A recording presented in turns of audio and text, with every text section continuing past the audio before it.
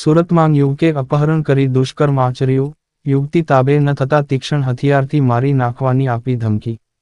અમરોલી વિસ્તારમાં પિતરાઈ ભાઈને ઘરે રહેતી યુવતીને ઓડિશાના દીપુન રાજુભાઈ જૈના ચપ્પુની અણીએ અપહરણ કરી વરાછાના ત્રિકમનગરમાં એક રૂમમાં રાખી અવારનવાર બળાત્કાર ગુજારતો હતો. તેમજ શુક્રવારે સવારે યુવતી તેના ચુંગાલમાંથી વસ્તાદેવડી રોડ પાસેથી પસાર થતી હતી. તે વખતે સાથે લઈ જવા માટે જબરજસ્તી કરી હતી. પરંતુ યુવતી તેના તાબે નહીં થતા તેના ગળાના ભાગે બ્લેડ મૂકી જાનથી મારી નાખવાની ધમકી આપી હતી. જોકે રાહદારીઓએ યુવકને પ્રતિકાર કરતા તે ઉશ્કેરાઈને રાહદારીને બ્લેડના ઘા ઝીંકી નાસી ગયો હતો.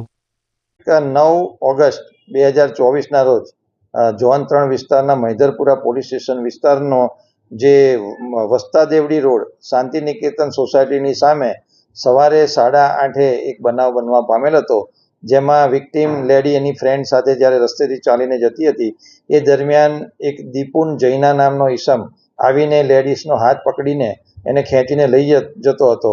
આ દરમિયાન આજુબાજુના રહીશો અને રસ્તે જતા વ્યક્તિઓએ જ્યારે આ ભાઈને પૂછવાનો પ્રયત્ન કરતા એ ભાઈએ પોતાના ખિસ્સામાંથી એક બ્લેડ કાઢી અને જે વિક્ટીમ બેન છે એના ગળા ઉપર મૂકીને ધમકી આપી હતી કે કોઈ પણ વચ્ચે આવશે તો હું આને મારી દઈશ.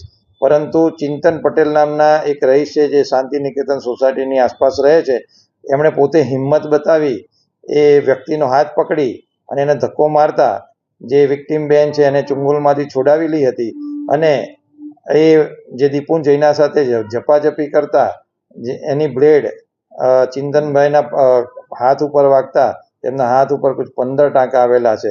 તો પોલીસને જ્યારે અમે જેવી ખબર પડી પોલીસ ઇમિડિયેટ રિએક્ટ કરી. આ દરમિયાન દીપુન જૈના એ જગ્યા પરથી ભાગી ગયેલ હતો, પરંતુ મૈધરપુરાની ડિસ્ટાફની ટીમે યુક્તિ પ્રયુક્તિથી આ વ્યક્તિ જે ઓરિસ્સા ભાગી જનાર હતો તેને રેલવે સ્ટેશનથી ઇમિડિયેટ દબોચી લીધેલો હતો. પોલીસ કસ્ટડી લીધા બાદ એની પોલીસ કસ્ટડી રિમાન્ડ મેળવેલા હતા અને હાલમાં એને જ્યુડિશિયલ કસ્ટડીમાં મોકલવામાં આવેલ છે.